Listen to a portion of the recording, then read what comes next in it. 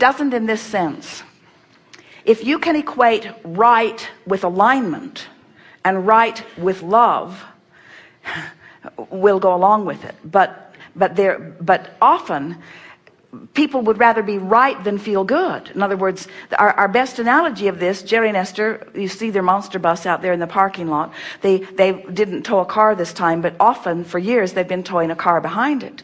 And Jerry has this thing that he liked to do when they were in the campground. He would hook the car on while Esther is still sleeping, and then just see if she could get it out of the parking lot without running over anything. And he would step it off, and he was fairly sure that there was enough room. But the problem is, when the car is hooked on, you can only go forward, you cannot back up. And so if you don't have enough room, then it's a big thing to get the car off, because when it's on an angle, it's hard to get off. Esther's thought was, why don't we just take it out in a nice straight place and hook it up?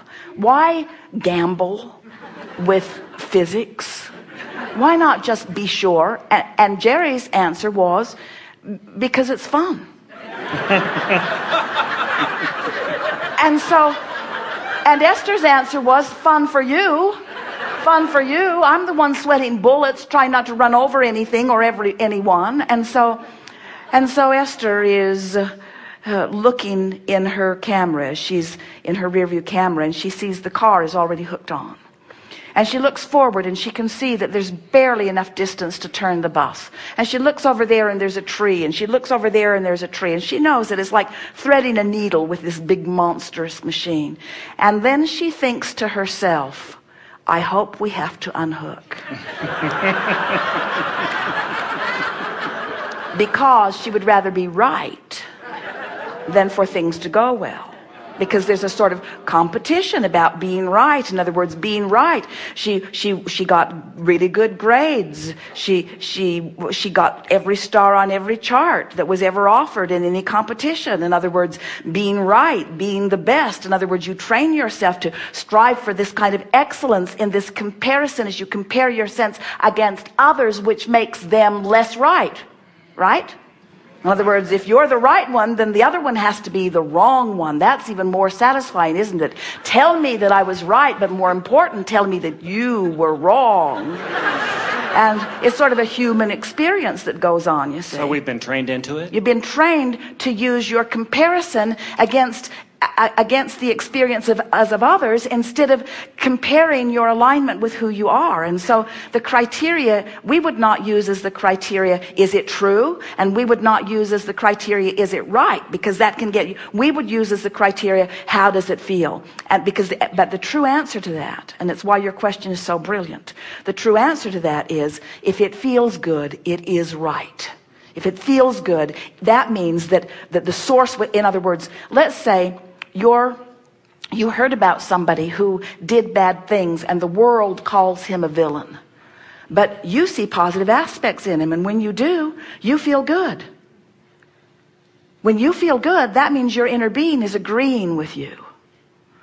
And it's quite a quandary, because most people are afraid to feel good about villains that the rest of the world is abhorring. But your inner being will never do anything other than love him, no matter what, you see. So it's a big question. What's the right way to be? A lot of people say it's right to love. Jerry was reading in a book he found in the drawer that it's wrong to kill.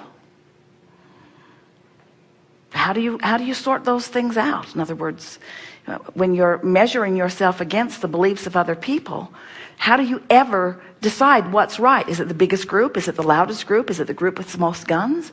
Is it the group that can do the most harm to you if you don't agree with them? In other words, how are your patterns of right discovered?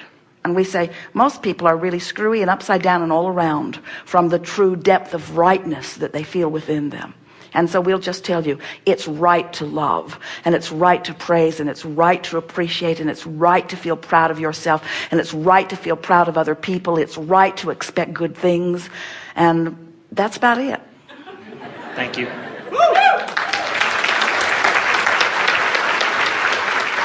Fast? Hello. I was wondering if you could give us a rampage of appreciation to get us all into our vortex really fast. Like, I know we already are, but when you go on a rampage, it's awesome, and I love it. to connect us with our true self. Well, the nice thing about a rampage at this stage of the conversation is that most of you are already right there feeling it already, and so we can bring this to a good feeling place, just starting where all of you are, by talking about some things that are sort of current events. Let's take advantage of this opportunity to come into the vortex relative to some things that matter. And let's think in terms of the vortex. Let's think in terms of the creation box. Let's think in terms of focusing in a way that really aligns you with the solutions that you've already put there. So we'll speak it from your point of view, from the physical point of view, but we cannot speak of the physical point of view in a rampage without coupling you completely with the source energy that is really you. So it's really a combination of all that you are, but we're speaking it from your vantage point. I feel exceptionally happy right now in realizing the well-being that is abounding on this planet, and I'm particularly focused upon the ecological balance of the planet because of the attention that's been brought to it relative to the oil spill in the Gulf. I realize that there have been a lot of conversations about the rightness or the wrongness of drilling underwater, or drilling in areas that are inhabited, or drilling at all. And there's a big debate about whether it's right or wrong to even use oil, whether it's right or wrong to drill it in the way that we are, whether it's right or wrong for corporations to make money from it. There is a lot of confusion about all of that. And through all of this conversation that has been fostered over a number of years, actually more years than I've even been alive in this physical body, I now feel such complete satisfaction in realizing that a number of things have come to a sort of crescendo, to this powerful culmination where billions of people around the planet are alerted and now asking for things that I am now realizing can come about. And these are a list of the things that I realize have come to a head that now I can focus upon and revel in and take pleasure in. I love realizing that as a people on this planet, we have so much talent in our diverse ways of looking at life. And I am confident beyond any doubt that there is not a problem that can present itself to us as a people, or even to me as an individual, but to us as a people, that cannot eventually be solved in a way that far surpasses the details of the problem that brought the solution about. In other words, I am expecting solutions as a result of a problem that is focused, that are bigger, so much bigger and so much better than the initial problem. I am anticipating that as a result of this focused energy, that governments will begin to work together in collaborating what's best for all of us. I can foresee a time when we are not factioned into our individual worlds or into our individual governments, holding one another hostage. I can see that the benefit that I am feeling and the benefit that others are beginning to feel about the collaborative efforts. I can see how our world can come together in a meaningful way as a result of this common problem that we are all beginning to experience.